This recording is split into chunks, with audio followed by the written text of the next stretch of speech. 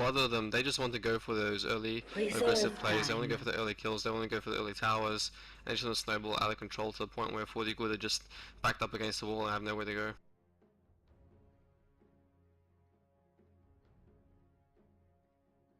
I gotta say though, I'm quite curious to see how 40 good decide to, like in terms of the carry. So I think this alchemist is still going to be a support, and I think they can chain stun with that shadow shaman and get some nice good kills. And that gyrocopter, I actually really like that choice from 40 good because that gyrocopter provides, it works well with the sort of AoE-ish wombo combo style that 40 good have. And it's just an excellent carry in general. That flat cannon is going to really help decimate the side of Cmon Sun if you can get some good farm. Of course, his ultimate as well. I mean, your ulti, you vacuum into that, you follow up with some stuns and Sanity's Eclipse, and this team fight is going to be very powerful. But we know that Common Sun sort of don't want to go for that. They sort of just want to go for um, fight 2v1 or even 2v2 and then just come out on top, get the towers, get the early lead and continue going on with that. I'm happy that they picked up a gyrocopter because they're taking it away from the alchemist being such a hard carry. Maybe they'll get a little bit more farm on the gyrocopter, and not to mention flat cannon hits every single zombie. So if there's zombies out in the field, you hit every zombie once, that's a free 400 gold right there if there's a lot of zombies up and running for you. Not to mention it clears the zombies, and what can you do about that? You can't do a single thing. So I really love that, and you talked about how it combines well with the AoE, so should be a very interesting lineup and should have to watch out for 40 good team fight potential from the 15-minute mark onwards. Yeah, I mean, we've actually got a DC here from Gary Oak from 40 good, but hopefully we should be back in the game. I guess we should introduce the teams actually, now that I think about it. On the side of Come On Sound, we do have Batman on the Juggernaut. We have Decimus, I'm not going to pronounce the rest of his name, on the Undying.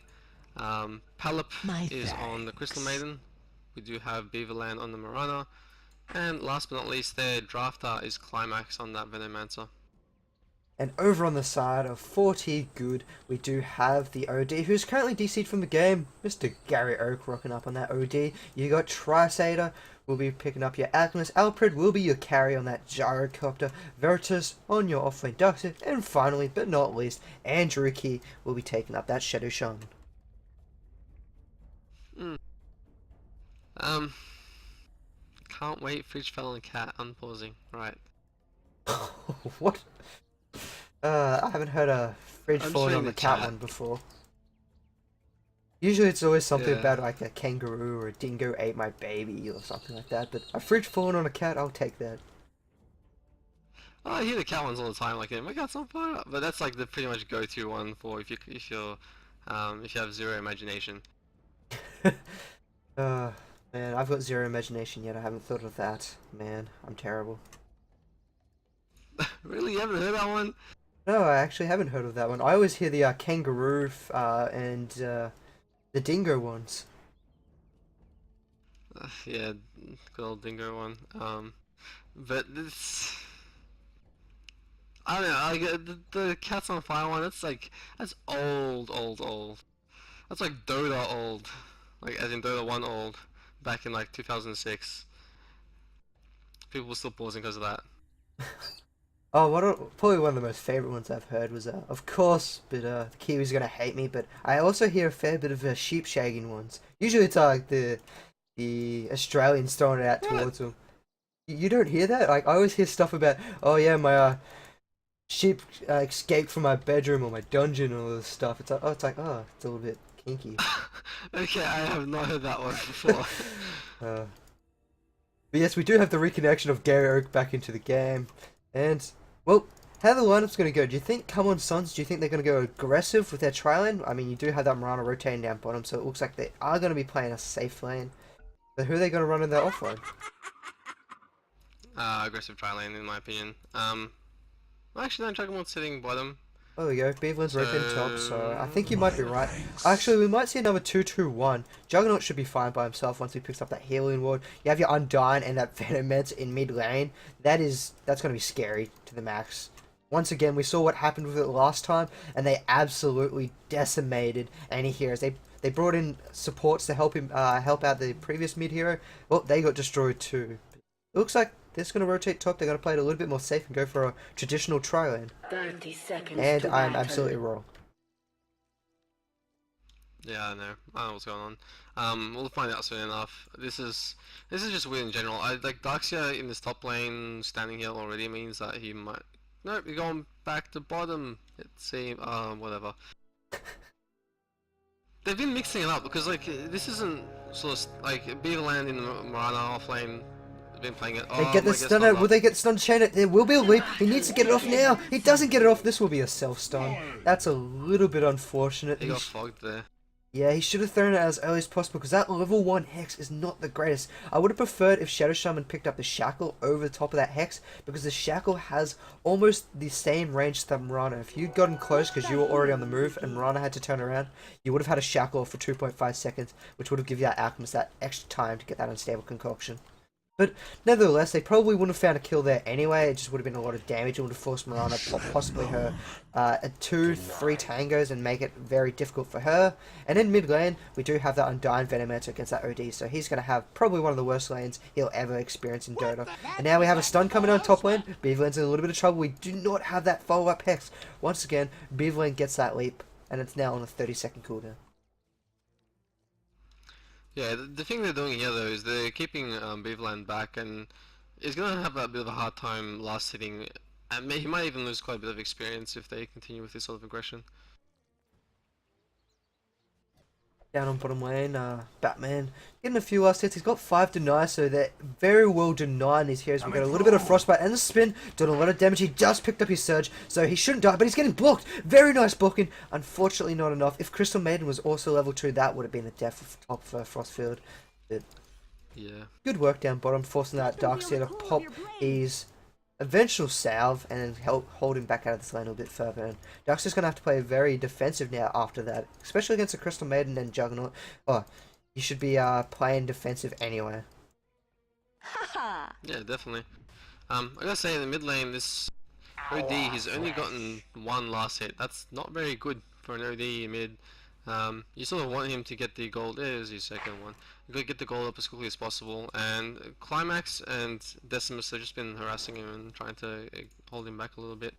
And Not as aggressive as previously, though, I gotta say. yeah, but one of the best things about going against an OD, if you can shut down that OD 2v1 early on, well, an OD everyone knows. He comes online once he grabs that 4-star, goes towards his side, starts building up these big items. If he never gets the chance to build up his big items, he never comes online. He has a Sanity Eclipse that does what? Burns half your mana because you don't have the int advantage. And what else is he going to do then? Put you into an Astral Imprisonment and then run away. So it's very nice. If you can shut him down early on, which they get a nice gale on, they put in the Tombstone on, they've got the stacks of decay, they're going to go hard. Climax has got to be careful, he will give away. Will Devour turn around the auto attack? He's just running around the tower, he's kiting him. He puts him in the Astral Imprisonment, but the creeps, they will start taking it from the damage and he will run away. But once again, we have the Alchemist, he's channeling the stun. Will he be able to land on Climax? He's not in range, he's almost in range, he hits it! Will it be enough to kill him? Will he be able to find that final auto attack? He's not going to be able to find it. Venomancer should be able to run away from here. The poison damage not going to be able to do enough, but he's going to chase around the Gale lands. We do have turnaround by Undyne, but Climax, you got to be careful. You might kill yourself on this damage, but they will get the first blood onto the Undyne. And unfortunately, the Alchemist, he overextended. He almost found himself a kill, but in the end, it was not to be.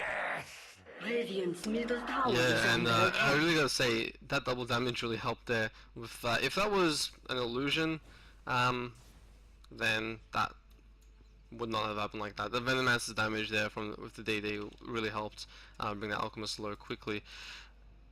Anything else just would have meant that the Venomancer survived, but it really was that double damage that helped him get the kill. Listen bottom. And now we do have... We got a very low last hitting game actually now that we look at. I mean, you have a look at Undyne, Yeah. he's got 10. Juggernaut himself, he's got pretty much free farm down and bottom. He's kind of fell off his last hitting capabilities. He's down to 8. Mirana's on 8. You have your Darkseid, he's on 7. He's not meant to be getting too much.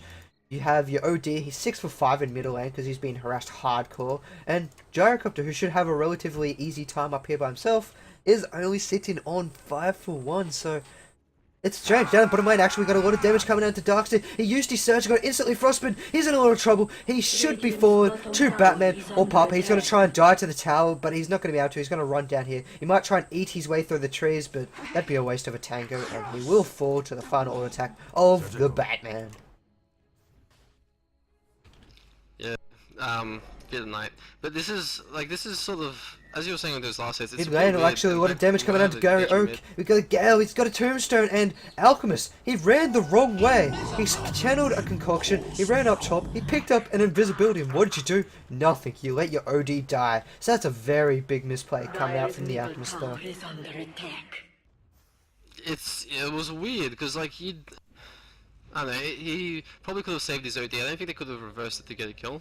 But saving an OD, in fact, they might try to reverse it now. So they do have that stun coming in. They're going to start stacking it. We do see that Hex, a lot of damage, but tries to, he's going to be in a lot of trouble. You did have that Venomancer Gale. He will fall. Now they're turning around to Andruki. Can Gary Oak turn this back around? No, he cannot. He's trying, but he doesn't have any boots to keep up with these heroes. They find a double kill, and now they're just going to rotate out like nothing happened. Undying with his 1,000 health and 3 stacks of decay is more than enough to tank these heroes. They just don't have the burst. He's also stealing Iron Branches from Gary Oak. Gary Oak gave him an Iron Branch. Yeah, but this is sort of what Cmon Sun did last game as well. They basically grabbed the early game, and now they're just trying to roll for as much as possible. Undying is so tanky. He was just basically standing there, taking some hits from the tower as well. Oh, yeah, never mind. I thought that was a ulti. Never mind. It was just a normal slash. I thought the Juggernaut had on me. Apparently I'm hearing things now as well. Yeah, it's a little bit unfortunate that they, that 42 Good have basically been losing all of these lanes. Like, even in top lane, this Jaro has only got 12 last hits compared to the Mirana's 20. You have a look at the net graph. I mean, Crystal Maiden is sitting pretty well for their 1k, but the rest of the team, they're all higher than everyone else. You have your mid lane heroes, Undyne and the Venomancer are both sitting higher than everyone else on the map. Actually, Gale comes out, it's not going to land on anyone, so going to be a little bit safe in that mid lane. But at the same time, top lane, Alfred almost died to Mirana, and if she had an arrow, you could have seen a hero arrow, but he will pop that self. But net worth. Well, she actually hit the arrow there. It landed on Alfred and then she ran in. Ah, okay. But he was like on full health when it landed, so it wasn't enough damage to finish him off. Yeah, like you have a look at the hero levels as well. Almost everyone is level 6 currently on Cmon Sun, whereas everyone else on 40.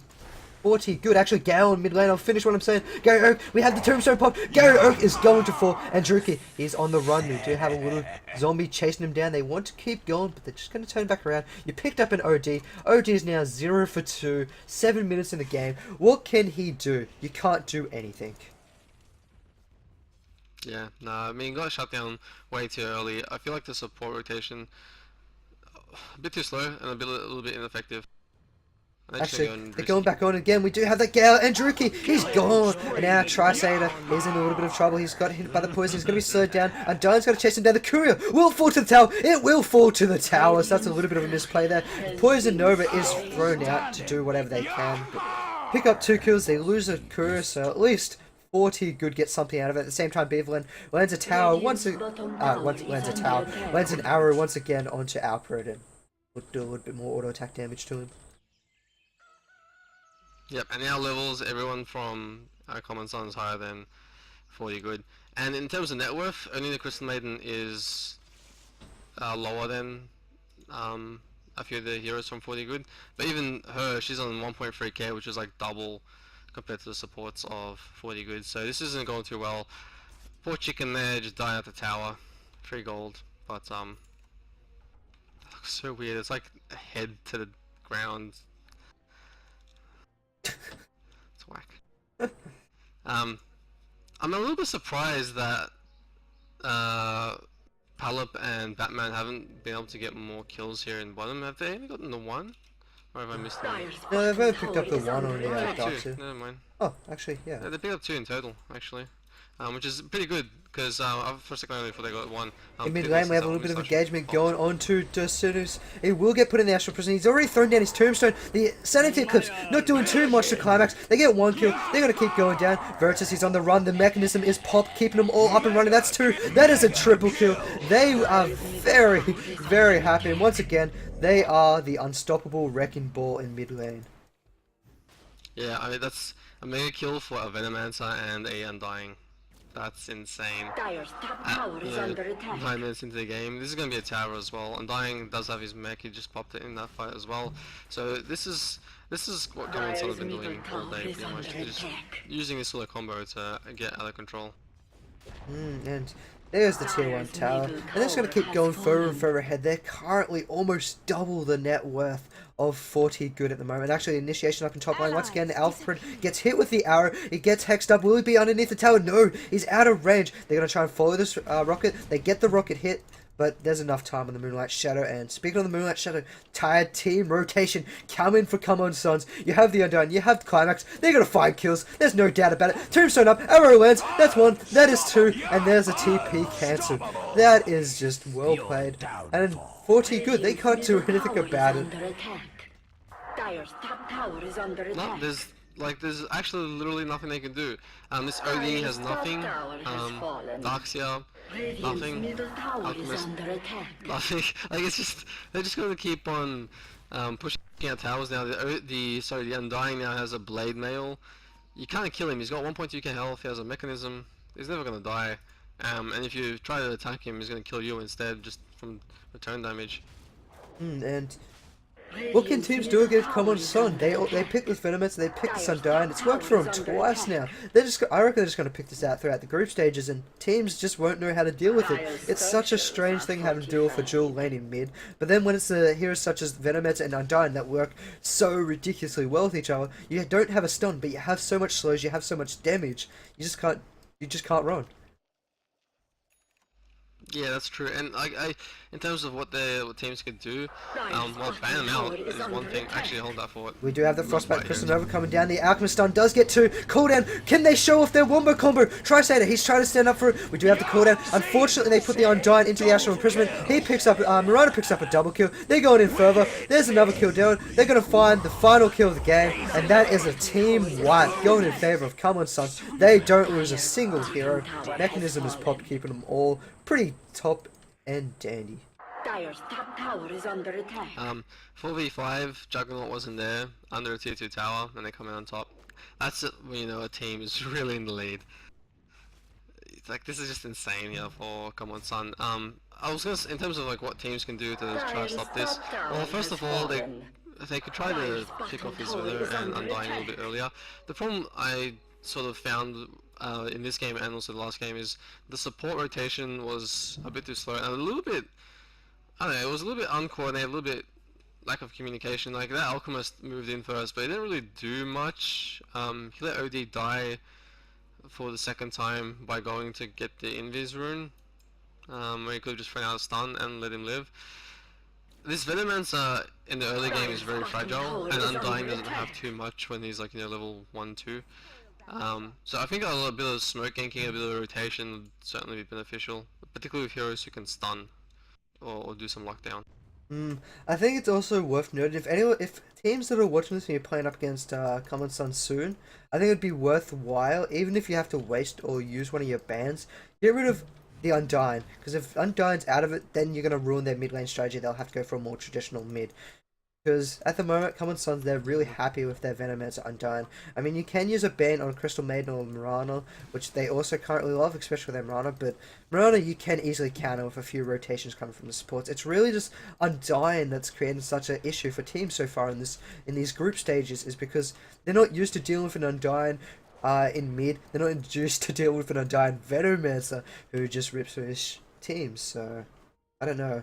I feel as if teams will need to get rid of Undying if they want to go up against this lineup.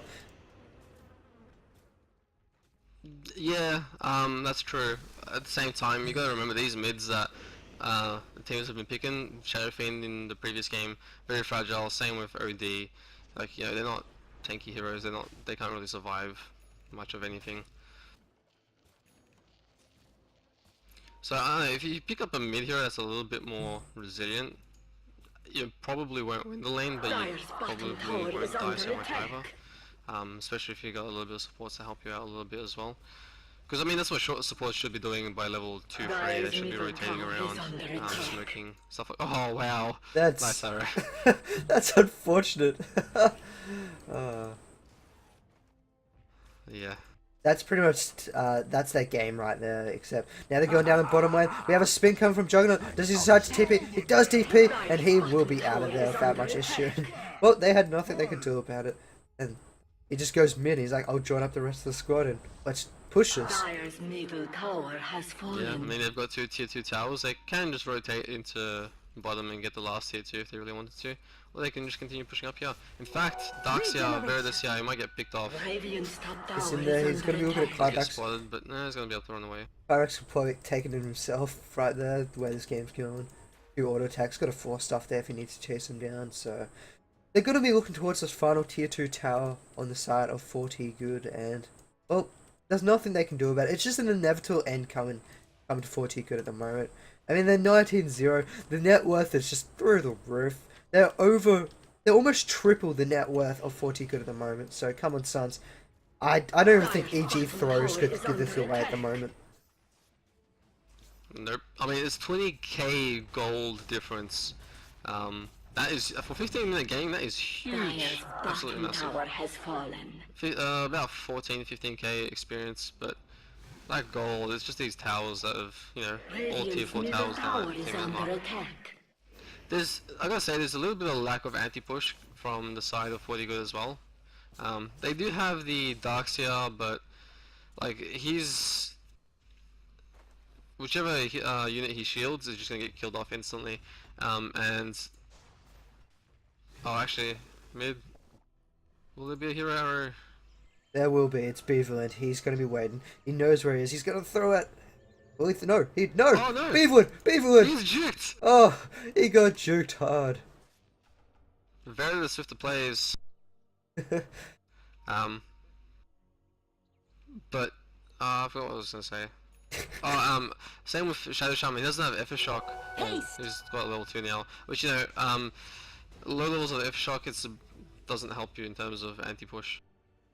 I mean, I agree with you there. They don't have these early game heroes. You look at Come On Sons. They have these early game heroes, and if the early game get their farm, they're gonna rip you apart. Example, Venometz and the Undying. Then they have these mid-game heroes that come into effect. Venometz is slowly starting to fall off. Undying is going to be peaking at mid-game. Mirana will be picking up her first big item. And Juggernaut has his Omni-Slash online. And now they're just going to be killing these heroes here. Not too much commentating needed. You can just see the decimation come on Sons. I'll bring him up to 40 good. Virtus will die for his 5th time in the game. And the Trisator should fall. This should be the GG's by 40 good, but as I was saying, Come On Sons, they have very strong early game, they have a strong mid game, and then late game they have a nice heroes that scale, such as the Juggernaut and their favourite Mirana. And whereas 40 good, they had these mid game team fight onwards heroes. If they get shut down before it, they can't do anything. And that's what happened, and that's what we saw. Dire's bottom barracks are under Pretty much. attack. That covers. That's pretty accurate. I mean, this is gonna be a Rax. I can't see 40 good. Dire's bottom barracks have Like, they fallen. can't defend this. Even if they get like perfect abilities off, they'll probably kill like 1 or 2 heroes. And the Moonlight's gonna stop it. Now death. They gotta try and put up their last ditch effort. The cooldown's used, but it's only gonna land on one hero, hits the second hero, but it doesn't phase. Come on, Sons. They're still ripping through. Beaverland, he's almost surviving. He does feed away the first kill of the game, and there we go. The GG's are called, and come on, Sons. I believe this will be the 3rd game in a row they have won, so they currently haven't lost a single match in Group C and D group finals. Oh, not group finals, but group stages. There. Yeah, I'm pretty sure they're on a streak at the moment. Doing really well. Thank you guys very much for watching. This has been a defense of the Australians Summer 2014 broadcast, sponsored by Weta. A big thanks to our sponsors. Thanks. I've been Zorov, I've been joined by Yoshi. We've got a lot more action coming up. You can follow me at twitch.tv/Zorov and Twitter at ZorofDota. You can follow Yoshi at youtube.com/Yoshi and at Yoshi on Twitter. Thank you guys very much for watching. Stay tuned for more games coming right up.